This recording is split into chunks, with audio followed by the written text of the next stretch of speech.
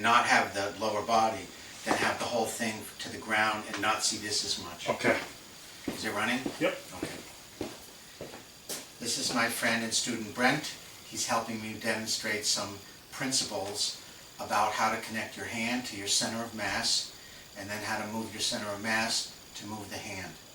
This is how power is expressed, and this is how we defend and attack using the same method to make it effective, which doesn't involve fighting. Fighting is when he pushes on me and I push back. That's fighting. When you fight, you're increasing the pressure at the point of contact. We don't want to have any excess pressure at the point of contact, and we don't want that pressure relationship to change. So, in order to connect whatever's outside parts of us, in this instance, generally your hand, the outside, wherever I touch him. So he touches me like this, I need to have this connected to my center of mass. So when I move my center of mass, it moves him, okay?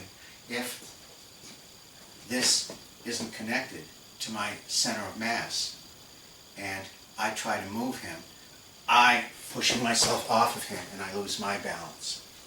Likewise, if I don't have the point of contact, or that part of myself that's in contact with whatever part of him it's in contact with, connected to my center of mass, and he applies force to me, I have to fight him with my muscles, my joints are tense, therefore they won't rotate properly, so I can't move very well, and if he's stronger than I, he'll collapse me and hit me, or he'll uproot me, make me lose my balance.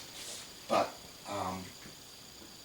so we want to be able to connect wherever I'm touching him to my center of mass, so that when he applies pressure, my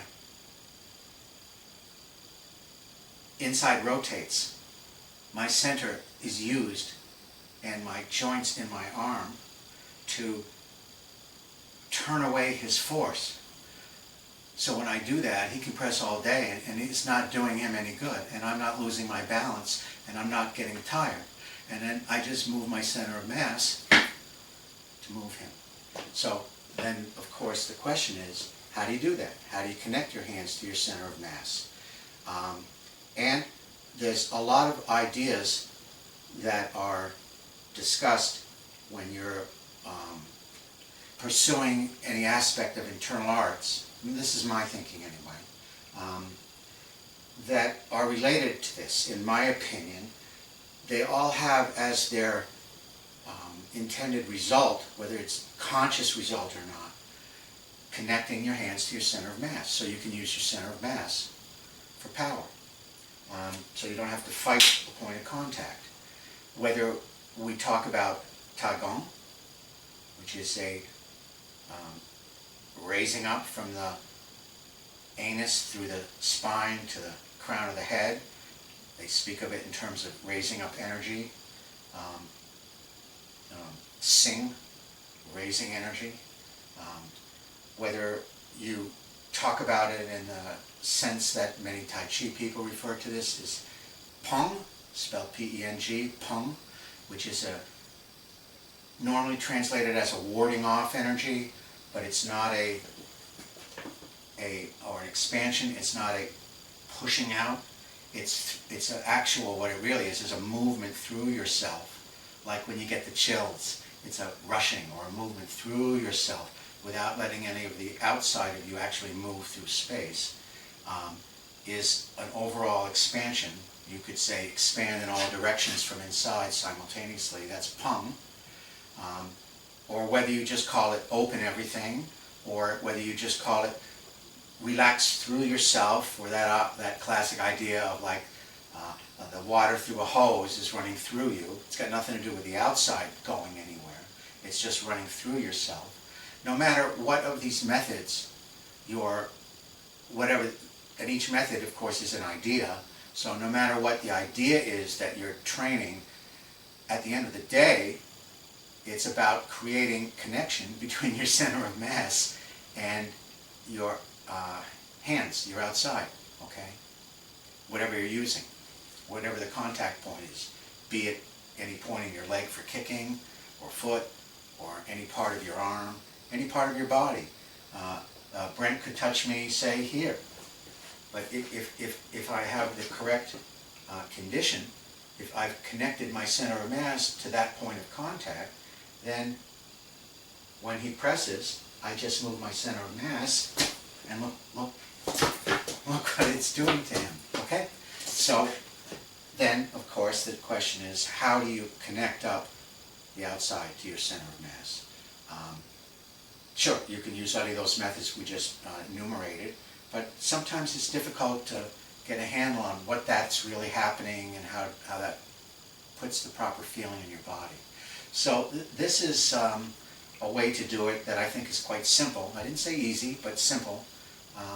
And if one practices it, then it's no problem being able to do it. It's just a skill. Just like any other skill, the more if you practice the proper method of achieving that skill, you're going to develop the ability to do it. And this is no different.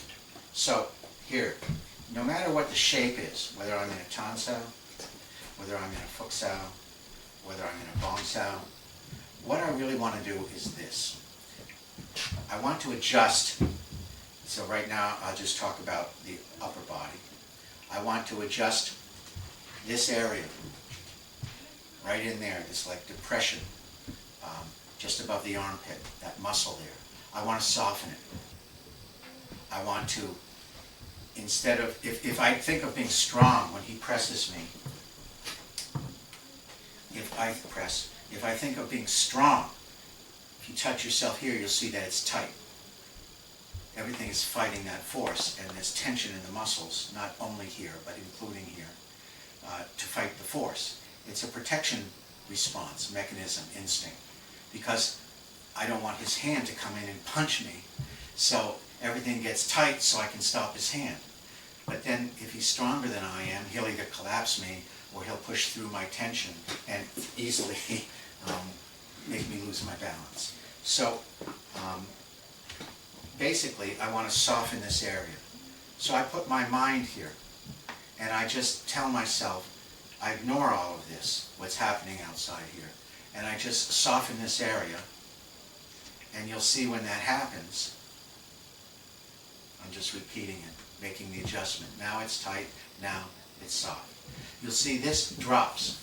My hand doesn't drop.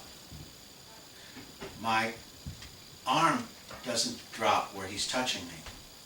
But this area drops. I don't push it down, because I could push it down and hold it, but this is still tight and he can then go right through me. So instead, I just soften this, and as a consequence, this area relaxes down and in. It kind of curves.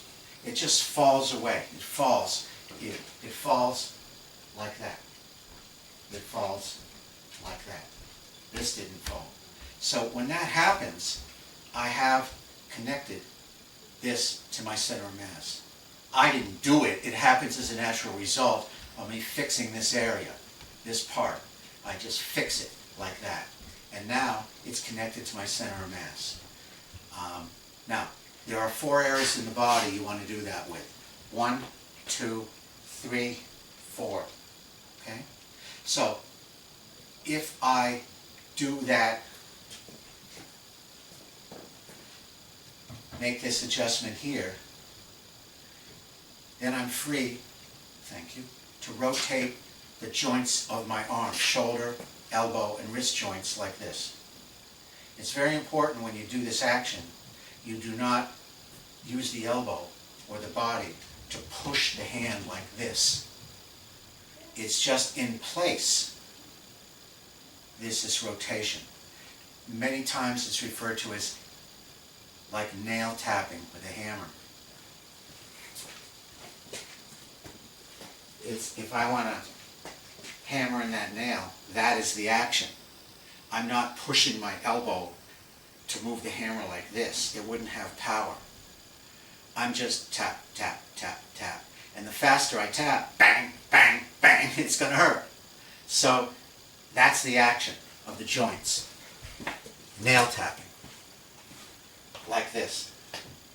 Everybody wants to push through. It's not that. The character of all of your motions should have the nail tapping character to them. You have to relax so the joints can rotate like that. If you're tense, they can't rotate. You're stuck. You can't move readily because the joints aren't free to rotate. That's why we have to relax. That's why tension is the enemy of movement. And we need movement for power. So if you're tense, you have less power because you have less movement. So if I adjust this area and I do the nail tapping, you can see what happens. He's not faking that, okay? And I don't feel anything because I am not, push me, I am not fighting him here and using bracing off the ground to move him or anything else. I'm just fixing this area so now my hand is connected to my center of mass. And even right now, I'm not even using my center of mass except to support my hand so I'm not falling over. And if he were to push, and thank you, I'm just here in place. I'm not trying to go anywhere with my hand. My number one law or rule is stay where you are. I'm never thinking of moving my hand someplace. So I fix this area that connects my hand to my center of mass, and all I did a minute ago was then just do my nail tapping. Okay? However, if you got, I said 4 points, 1, 2, 3, 4. If I only fix the upper points, and right now it's just this one because that's where he's touching me on this side, and I have some tension in my lower body, when he pushes me, I'm still going to lose my balance. Even if this is correct, if that's wrong, he'll just, when he pushes me, his force goes and affects my place wherever it's tense, and I'll be pushed away as a result. So if you fix or soften 1, 2, 3, 4, now what are these points? You have to touch it on yourself. It's where, like the top of the lingual crease, what's oftentimes referred to as the quad. Okay? If you push your knees in and out like that, you can feel it open, close, open, close. It's at the top of it where the leg fits in to the pelvis. It's those points you want to, you don't draw them in and up, but they'll be drawn in and up. It's like you start to sit down. You can feel that. Start to sit without bending your knees. If you prepare your body as if you're going to sit down, you have to release. It's that release which softens this. It's this release which does this to the back of the shoulder area. It's releasing this that results in that. It's releasing in here like that. It's like starting to sit. So when you do all 4 and he pushes, he can't move me. I'm not fighting him. Then when I move my center of gravity, he gets moved away. So for instance, in Chi Sao, it's an opportunity to practice this method. Or rather, if you use this method in Chi Sao, it's not about me pushing on him, linking, delinking, whatever you want to call it. I just set that 4 places like that. I'm not heavy on him. I'm not trying to move my hands to him. I just fix my condition, if you will, and in all 4 places. And then all of my movements of my arms are done by the center of gravity, which means, you can think of this any way that's helpful to you, but probably the most common way to think of it is it's like a tiny dot or ball in your center, in your dantian, that is rotating. It has to be free within you. So it's not the outside can see when I move.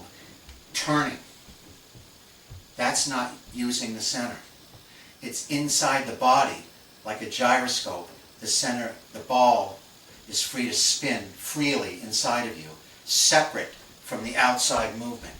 Now the spinning ball can result in the outside moving, sure, but it's the spinning ball inside of you that is your center of gravity moving, not the outside being thrown around through space. So a typical example, and to train that, is your chum cue pivoting. So if he is here, and I want to move him over there, instead of pushing my arm, which he can easily stop, or trying to turn my shoulders and upper body, which he can easily stop me and I'm not affecting him, I fix these areas like I spoke of. So now my center of gravity is connected to where I'm touching him. And inside, I just spin the ball, and that's the result. That's chum cue power. So, oh yes, in Chi Sao, I set those 4 areas correctly, and then my rolling is the ball turning, which moves my arms. It's my center of gravity that's moving inside of me. How do you do that? You just have the idea of it. You think it. That's what it means to use idea to move, which is the real meaning of Sunim Tao form. Small idea, to use idea to move. It's not just I'm throwing my arms around. It's my center is spinning inside of me. That I use that idea, and that's what rolls my arm. Then anywhere I move my center of gravity is what's going to affect me. And I don't have to do a technique. I just move my center of gravity, and that's the effect. So that's how you Chi Sao. Those 4 points in the proper condition keeps your stance stable. You're relaxed so that the joints can rotate. And it's your center of gravity that's moving, whether it's stepping, or whether it's a pivot, or whether it's just striking. And that is how you can see the result it has on somebody's structure, balance, and so forth. And that's the method that I use. Thank you very much, and thank you, Brent. Thanks.